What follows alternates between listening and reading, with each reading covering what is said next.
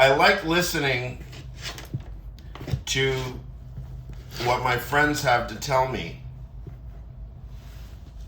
because it truly makes me feel less alone.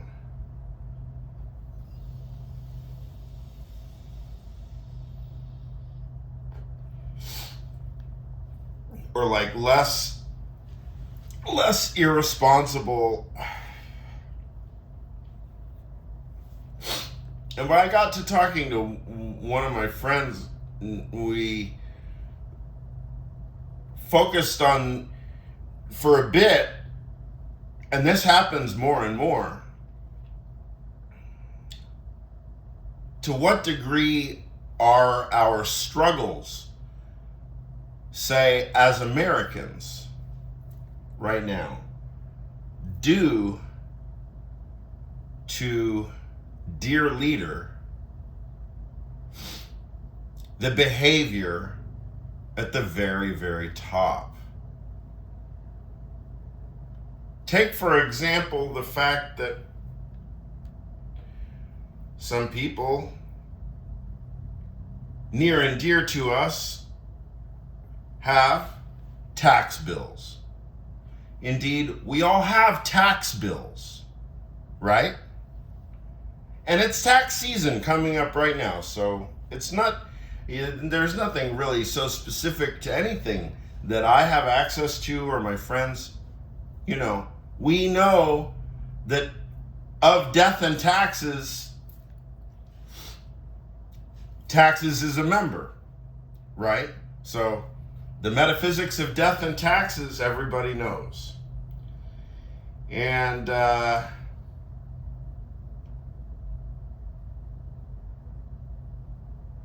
dear leader is suing his own IRS. Parse that. About what? He has a dispute about the taxes that he owes, or I don't know. But just the idea that the President of the United States is suing the IRS, and then some several hundred million people are expected to dutifully file their taxes on April 15th. Like good American citizens, right? Is Donald Trump going to file his taxes?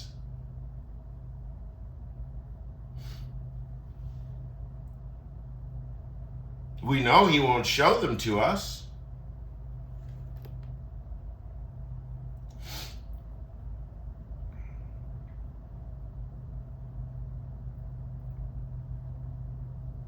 So if that's the example that's set by the leader of our country, apropos tax transparency, or whatever, anything tax related, let's suppose somebody gets audited.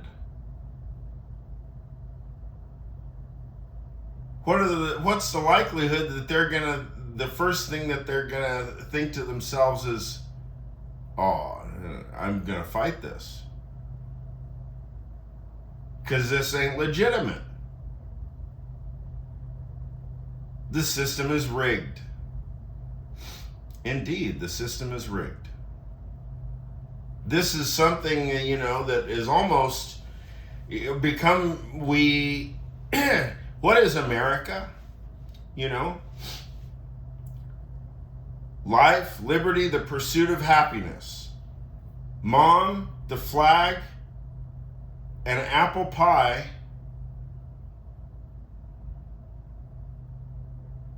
And the system is rigged.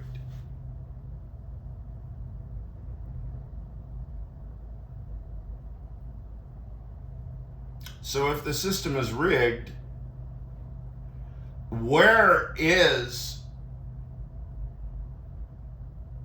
the compass for anything? You're talking about epistemic compass, you're talking about moral compass, judgments, everyday judgments. ethical judgments, trust in relationships, trust in friendships. How about trust, intra-family trust? How about that one? How many of us have firsthand accounts of total intra-family breakdown in some aspect? Maybe not the whole family, but maybe some aspect. I've heard many jokes because I'm a connoisseur of late night joke TV and SNL and so on.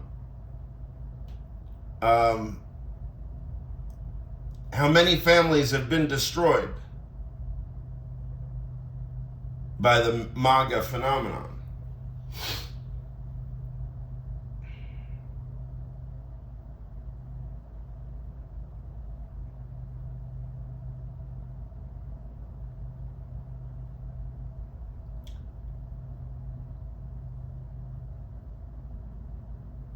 Moral exemplars are going to be in short order right quick.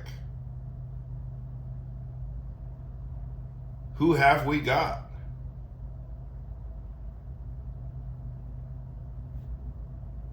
Jimmy Kimmel, Stephen Colbert, right? Maybe.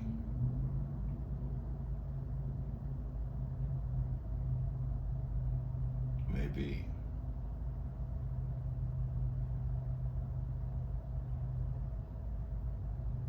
So, what is my point? My point is, don't forget, I guess. Here's my advice.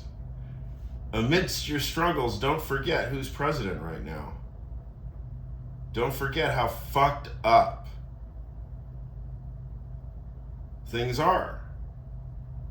Don't forget how much the basic political reality is interfering in all aspects of your daily life. Because oh man, it definitely is.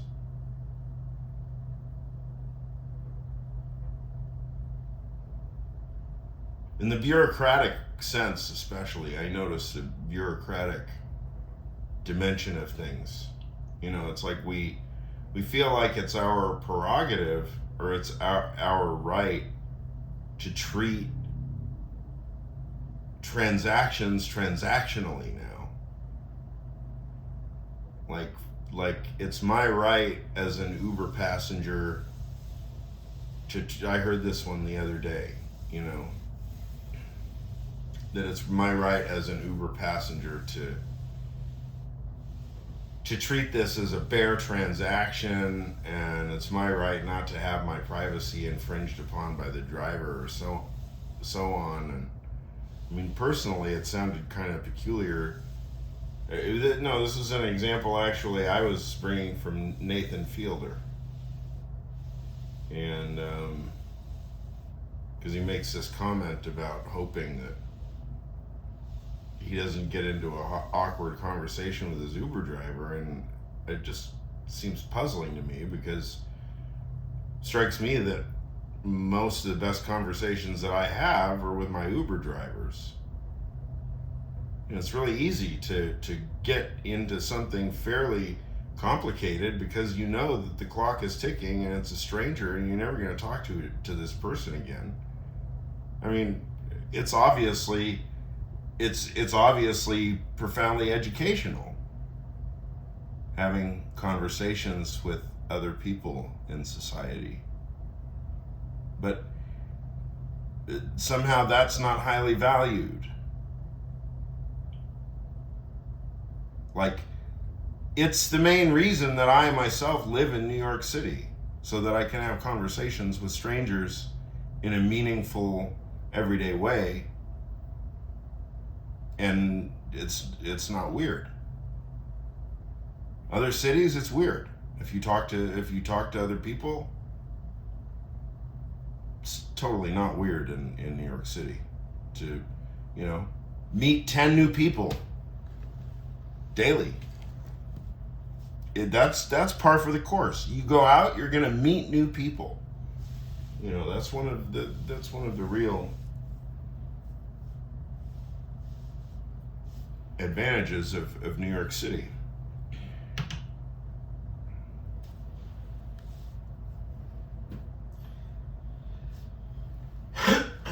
Anyway,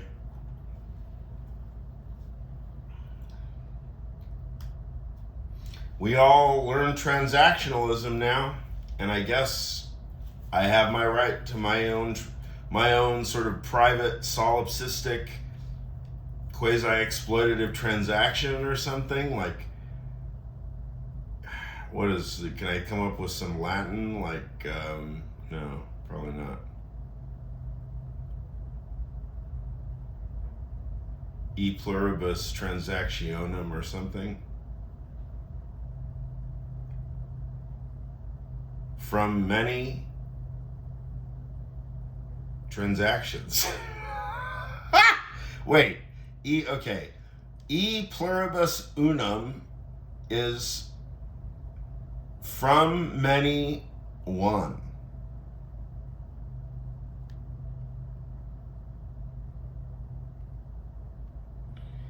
E pluribus transactionem. Let's see, would it be transactionem? Transactionensis?